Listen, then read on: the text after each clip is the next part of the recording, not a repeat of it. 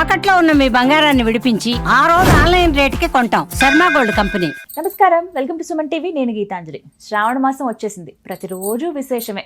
సోమవారం నుంచి మొదలు పెడితే మళ్ళీ ఆదివారం వరకు కూడా చాలా ప్రత్యేకంగా ఉంటుంది అని అంటారు. ఇక మంగళవారాలు, శుక్రవారాలు అయితే చెప్పనవసరం లేదు. ఇక వీటన్నిటితో పాటుగా శ్రావణ శనివారాలు కూడా చాలా విశేషంగా పూజలు చేసుకోవచ్చు, స్వామి అనుగ్రహాన్ని పొందొచ్చు అని చెప్తారండి. అందులో ముఖ్యంగా మొదటి శ్రావణ శనివారం రోజున ఎంతో విశేషమని, ప్రత్యేకంగా పిల్లల్లో కొంతమందిలో మనం చూస్తున్నాం, అలాగే పెద్దవాళ్ళలో కూడా వినికిడి సమస్యలు చాలా సడన్గా వస్తూ ఉంటాయి. వాళ్ళకి ఎన్నో ఏళ్లుగా తగ్గని వాళ్ళు ఉంటారు, పుట్టినప్పటి నుంచే పిల్లలకి సమస్యలు ఉన్న వాళ్ళు ఉంటారు, అలాగే సర్ప సంబంధ దోషాలు ఉన్న వాళ్ళు కూడా ఉంటారు. అలాంటి వాళ్ళకి ఒక చక్కటి పరిహారం చేసుకుంటే గనక వాళ్ళకి ఖచ్చితంగా ఆ సమస్యల నుంచి బయటపడతారని చెప్తున్నారు ప్రముఖ జ్యోతిష్యులు బ్రహ్మశ్రీ నందిబట్ల శ్రీహరి శర్మ గురువు గారు. మరి వారితో మాట్లాడి ఆ పరిహారాలు ఏమిటో, అలాగే ఈ శ్రావణ శనివారం అసలు ఏం చేయాలో తెలుసుకుందాం. గురుగారు నమస్కారం అండి. వాగర్థావివ సంపృక్తౌ వాగర్థ ప్రతిపత్తయే జగతః పితరౌ వందే పార్వతీ పరమేశ్వరౌ. ఆదిత్యాయ చ సోమాయ మంగళాయ బుధాయ చ గురుశుక్ర శనిభ్యశ్చ రాహవే కేతవే నమః. శృంగేరి జగద్గురు పీఠాధిపతులకి, కంచి పీఠాధిపతులకి నమస్కారములు తెలియజేసుకుంటూ కార్యక్రమాన్ని ప్రారంభిద్దాం. గురుగారు, శ్రావణ శనివారం అసలు ఆ రోజు ప్రత్యేకత మాట్లాడుకుందాము. ఆ రోజు ఉన్నటువంటి నక్షత్రం కానీ తిథి కానీ ఏమిటి, విశేషమా, దేనికి విశేషం తెలియచేయండి. శ్రావణ శనివారం ఈ నెల అనగా జూలై 26వ తారీఖు రోజున వస్తుందమ్మా.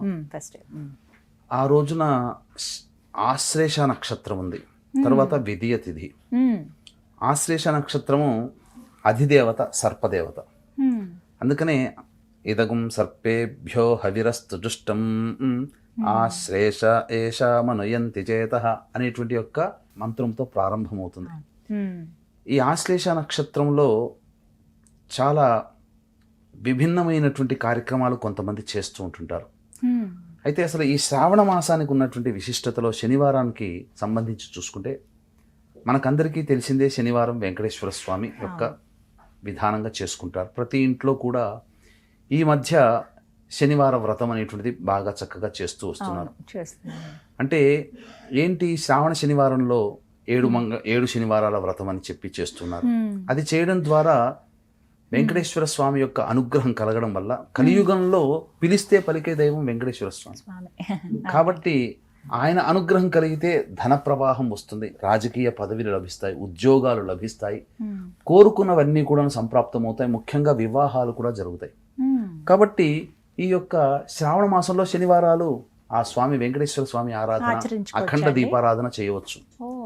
కాబట్టి పొద్దున్నే లేచి సూర్యోదయం కంటే ముందే లేచి కాలకృత్యాలు తీర్చుకొని బ్రహ్మముహూర్తంలో స్వామివారి మేలుకొల్పు ఉంటుంది. కాబట్టి చక్కగా ఆ స్వామివారి చిత్రపటానికి చక్కగా కొబ్బరికాయ కొట్టి, ఆ కొబ్బరికాయలో ఆవు నేతితో దీపారాధన చేసి ఆ యొక్క దీపం అఖండ దీపారాధన చేయవచ్చు.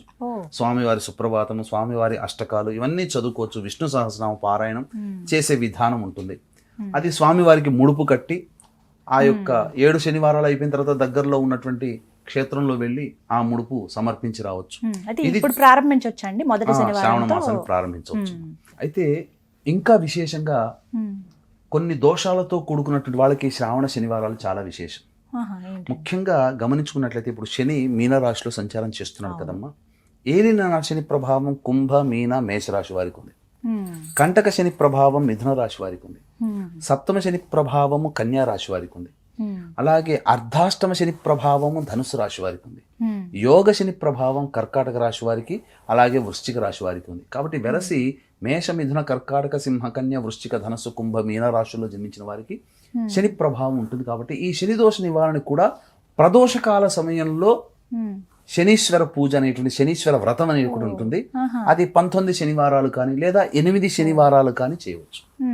ఇలా చేసిన ఈ రాశుల్లో చెప్పినటువంటి రాశుల్లో జన్మించినటువంటి వాళ్ళకి శని ప్రభావం తగ్గుముఖం పడుతుంది. పైగా జూలై 13 నుంచి శని వక్రీకరించాడు కాబట్టి ప్రభావం ఏమైపోతుంది, కర్కాటక రాశి వారికి అష్టమ శని దోషం వస్తుంది, వృశ్చిక రాశి వారికి అర్ధాష్టమ శని దోషం, మకర, కుంభ, మీన రాశి వారికి ఏలినాడు శని దోషం, వృషభ రాశి వారికి కంటక శని దోషం, సింహ రాశి వారికి చూసుకుంటే సప్తమ శని దోషం, మళ్ళీ ఈ మిథున రాశికి, తులారాశికి చూసుకుంటే యోగ శని దోషం. వెరసి చూస్తే ఇటు చూసినా అటు చూసినా శని వక్రీకరించినటువంటి కారణం చేత మొత్తము 12 రాశుల వారికి శని ప్రభావం ఉంది. కాబట్టి శని దోష నివారణకి సంబంధించి 8 శనివారాల పాటు ఖచ్చితంగానైనా కానీ ప్రదోషకాల సమయంలో శని ప్రదోష వ్రతం అని ఉంటుంది, అది చేసినా చాలమ్మా. ఇంకా చెప్పాలి అని అంటే సర్పదోషాలతో బాధపడేటువంటి వాళ్ళు ఉంటారు, కాల సర్పదోషంతో బాధపడే విడిగిడి సమస్యలు ఉన్న పిల్లలు వినికిడి ఇలా చాలా సమస్యలు, అడిగాను. అవును. చర్మ సంబంధమైనటువంటి సమస్యలు. ఆ, ముఖ్యంగా మీకు ఈ యొక్క సృష్టిలో ఆ, చర్మాన్ని ఒలుచుకునేటువంటిది ప్రాణి ఒకటే, పాము. కుబుసం విడుస్తుంది. అంతే కదండి. అవును. మరి మనిషికి కూడా చర్మం పొట్లు పొట్లుగా రాలుతుంది. కొంతమందికి ఎలర్జీ వస్తుంది, సొరియాసిస్ కానీ, అవునండి, అవును. తలలో చుండ్రు, అవును. సొరియాసిస్, చెవిటి సమస్యలు, ముక్కు సమస్యలు, మూగ సమస్యలు, కంటి సంబంధమైన సమస్యలు, వస్తాయి. ఈఎన్టీ ప్రాబ్లమ్స్, చర్మ సంబంధముగా అలర్జీ లాంటివి, ఇవన్నీ కూడా వచ్చేటివి ఈ యొక్క సర్పదోష ప్రభావం వల్ల కలుగుతాయి. ఓ, కాబట్టి కాలసర్పదోషంలో జన్మించిన వాళ్ళైనా, ఇప్పుడు చెప్పినటువంటి అనారోగ్య సమస్యలతో జన్మించిన వాళ్ళైనా ఒక అద్భుతమైన పరిహారం ఉంది. ఆ పరిహారం ఆ రోజు చేసుకుంటే చాలా విశేషం. ఇది శనివారం ఆశ్లేష నక్షత్రం కలిసి వచ్చింది కాబట్టి ఈ శ్రావణ మాసం మొదటి శనివారం అయిన జూలై 26వ తారీఖు రోజున చేసుకోదగినటువంటి పరిహారంగా చెప్పవచ్చు. అయితే వీక్షించేటువంటి ప్రేక్షకులు కూడా ఈ యొక్క ఆగస్టు 8వ తారీఖు రోజున పౌర్ణమితో కూడుకున్నటువంటి వరలక్ష్మి వ్రతం శుక్రవారం మరియు ఈ యొక్క శ్రవణ నక్షత్రం కూడా కలిసి వచ్చింది కాబట్టి వ్రతం ఆచరించే ప్రతి మహిళ ఈ శ్రావణ మాసంలో గొప్పగా చేసుకుంటారు. వాళ్ళకి ఆ లక్ష్మీ అనుగ్రహం అతి త్వరగా సంప్రాప్తించాలనే ఉద్దేశంతో షోడశ లక్ష్మి హోమము ఈ మేష మిథున కర్కాటక సింహ కన్య వృశ్చిక ధనుసు కుంభమీన రాశుల్లో జన్మించినటువంటి వారికి శనిదోష నివారణ హోమాలన్నింటినీ జరిపించి తామరమాల మీకు అందివ్వడం జరుగుతుంది. సాయంకాలం 7 గంటలకి ప్రారంభమవుతుంది. ఆ రోజు 5 గంటల లోపల మీరు ఈ కార్యక్రమంలో నమోదు చేసుకోవచ్చు. అవకాశం ఉన్న వాళ్ళు కార్యక్రమ తదనంతరం కాంటాక్ట్ చేసి ఆ హోమంలో ఎలా నమోదు చేసుకోవాలో పూర్తి వివరాలు తెలుసుకోవచ్చు. ఇక పరిహారం కన్నప్పుడు సర్ప విగ్రహానికి, జంటనాగు సర్ప విగ్రహానికైనా లేదా సుబ్రహ్మణ్య స్వామికైనా ఆవు పాలు, ఆవు నెయ్యి, తేనె ఈ మూడిటితో అభిషేకం జరిపించి చలివిడి నైవేద్యం, కొన్ని ప్రాంతాల్లో చిమిలి అంటారు, అది నైవేద్యంగా పెడితే చాలమ్మా. ఈ విధంగా మంగళవారాలు చేయవచ్చు, శనివారాలు కూడా మొదలుపెట్టి శ్రావణ మాసం అంతా చేస్తే మరీ విశేషము. మొదలుపెట్టే రోజే సర్ప నక్షత్రమైంది కాబట్టి కాలసర్పదోషంలో జన్మించినటువంటి వాళ్ళు శనివారం నాడు రాహుకాలంలో ఈ యొక్క ఆవ నూనెతో దీపారాధన చేసి చక్కగా సర్ప సంబంధముగా అభిషేకము జరిపించి రాహుకాలంలో సర్ప విగ్రహాన్ని గనక దానం చేసినట్లయితే కాలసర్ప దోషం తొలగిపోయి వాళ్ళ యొక్క సంకల్పం నెరవేరుతుందమ్మా.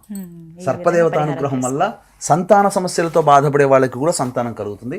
ఈ శ్రావణ మాసంలో ఈ విధంగా చేయవచ్చు. మొదటి శనివారం గుర్తుపెట్టుకో. చక్కటి పరిహారం తెలియజేశారు గురుగారు, ధన్యవాదాలు. సర్వం శ్రీ ఉమామహేశ్వర పరబ్రహ్మార్పణమస్తు.